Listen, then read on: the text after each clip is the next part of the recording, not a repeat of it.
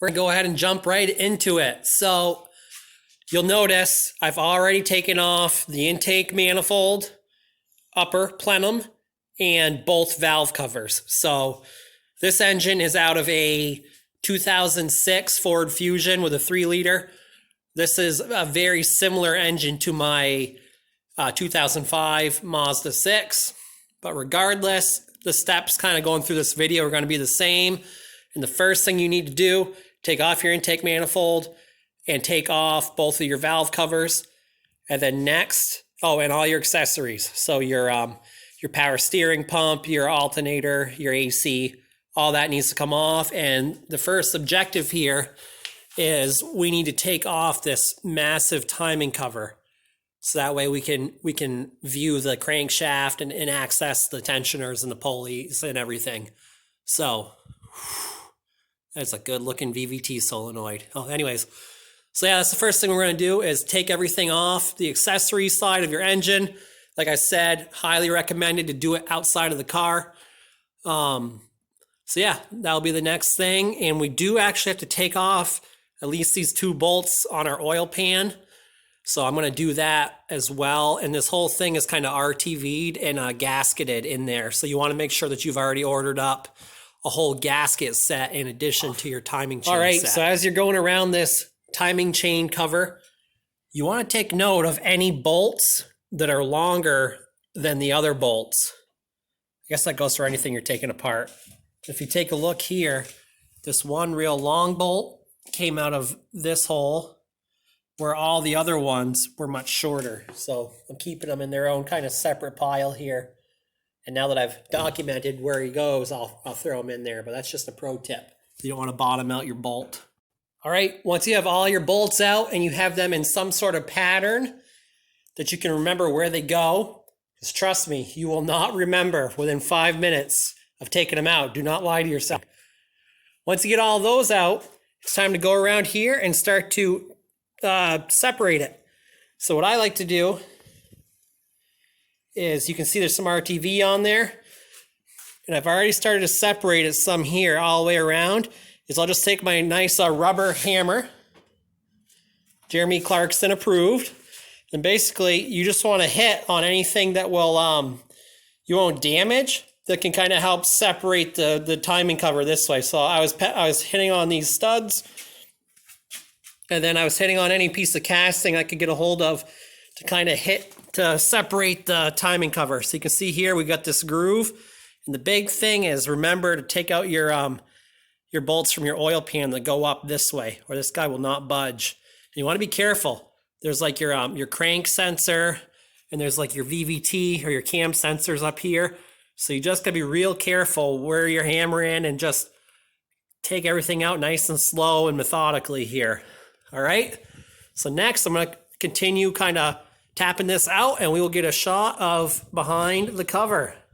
Update, we now have the motor upside down on the stand, and I just took off the oil pan. So what we're looking at now is the oil pickup tube.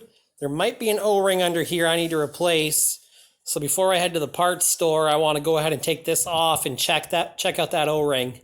For some reason, there's a difference between this pickup tube on the Fusion versus the Mazda 6. So I don't know if the oil pan is a little bit different shape, but here it is.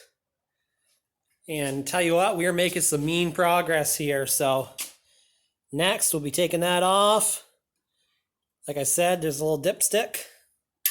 We have both oil pans side by side. So we got the Mazda engine up on the crane very securely, not sketchy at all. And then over there, we got the Ford engine upside down, and we're starting to swap over the important bits that you got to swap. If you take a look at these oil pans, one big difference is where the bowl is and the baffles is a little bit different on the Mazda oil pan. But the big difference is there's room for your headers to pass under the engine on the Mazda oil pan, where this goes all the way down to the floor on the Ford oil pan.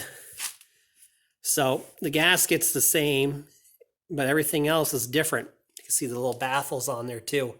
So it's important to switch over all the parts, and then I have to grab the corresponding oil pickup tube as well, because of course that's going to have to land in a different place than the Ford one. So that will be next, transferring the Mazda oil pan onto the Ford engine. Here are the two oil pickup tubes next to each other.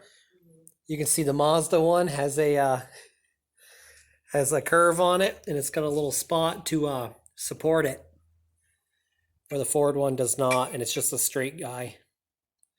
So that's the reason you had to change it. So now we're going to clean up the sealing surface, possibly slap the oil cover on, or the oil pan gasket on, and the oil pan. All right, back at it. Been a long day working on the car, but oil pan's on, the engine's upright, and we are getting ready to tackle replacing these tensioners. So I know I said I was going to do a timing video, but it is such a pain in the butt that I think I'm going to just clamp. I'll use this C-clamp here. I'm going to clamp these, the timing chain kind of guide here gently, enough such that the cams won't slip, and I'm going to replace just the tensioners. Honestly, the stuff in there looks super clean. It looks good. I don't know the history on it, but chains are really good for the length of the engine, you know, the life of the engine. So I know some of y'all, my hundreds of fans, might be disappointed that I'm not going to fully dig into the timing, but it's a real pain in the butt, guys. And it's friggin' nice out. This would be a hell of a time to finish this car project up and to the point of where it's driving. So I think that's what we're going to do. We're going to err on the side of just getting her done. So I will show you how to replace the tensioners without losing timing on this engine. And that is what I got to offer for you. See our nice new gasket down there on our new oil pan switched over. All right, here we go. All right, friends, this is the technique. So what I did, I'm not saying what you want to do, but what I did was I took this C-clamp and I kind of went right under where the tensioner is normally pressing, and I brought it tight, but not too tight, okay? Because basically it's already got some pretty good tension on there, but what you want to do is just bring this in tight enough so your C-clamp won't fall off and it will hold it in position, but you don't really want it to come in too much because you can damage the track, which, ask me how I know, is I broke off a little tiny piece of this plastic right at the bottom. But you know what, boys? Ain't gonna hurt nothing, I hope. Famous last words. So use this method at your own risk, but basically this keeps it pinched so you can replace the tensioner. So basically I took out the old one, and the new one comes with this little key that goes in, and it locks it in the retracted position. So basically I put them in there, and then I just pulled this key out. And when I did that, it came rocketing out of there. So there's definitely some more force applied by this guy than there was on the one I took out. And since I'm a good dude, I always mark. I mark when I put a new part in there, especially if it's one that it's hard to tell if it's been replaced or not. So then either future me or the next owner, if they get this far, they're going to say, hey, on 11/5/2020, this thing was replaced. So yes, the oil might take that marker off, but it might not. So I like to do that type of thing. So next we're going to switch over to the other side. This one's in there a little bit tighter. We'll see if this method works, and hopefully I don't break anything. All right. Oh boy. Why is my Dremel out, you might ask? Oh, funny. You should mention that. So the technique of doing the C-clamp on this inner guide did not quite work. Could not access, can't really get the C-clamp in there. So what I did, worked real slick, was I did 2 zip ties, real strong ones, around on either side of the tensioner. And then I put one in between them. I kind of use this bolt here just to keep it real tight and cinched up. So that worked well to keep it in time, thank goodness. But once you loosen these guys, it kind of pushes back, right? Because there's nothing to hold against this piston. And you can't get the damn thing out. So what happens is you've got this little arm that's got teeth on it. And basically, as your piston goes out, that's like a ratchet. Click, click, click, click, click. And there is a way with like the screw in here to kind of supposedly push it back in, but I could not get that to work.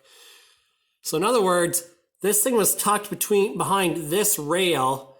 This was fully extended and this was stuck. So my only option was to, this is sketchy, do not do this at home. I took my Dremel and I actually, with a cutting wheel, and I actually cut this little guy off here. And then what I could do was, I don't know if it's because the old one was kind of worn out, is I could push it this way enough to compress the piston, and then I was able to pull it back out. So it was a real pain in the ass. I had to do the Dremel, which isn't ideal, but it didn't catch anything on fire, and it's going to be fine. So yeah, that's the old one with the deal I cut off. But now you have two techniques you can use. So the C-clamp works good, but don't over tighten it. And the zip ties work really well if you do it this way. I would almost just do the zip ties on both sides, but be prepared to fight to get this thing out. Now all we got to do is snip the zip ties and slap the timing cover on RTV, and we'll be styling, boys. This thing's going to be running sooner than later.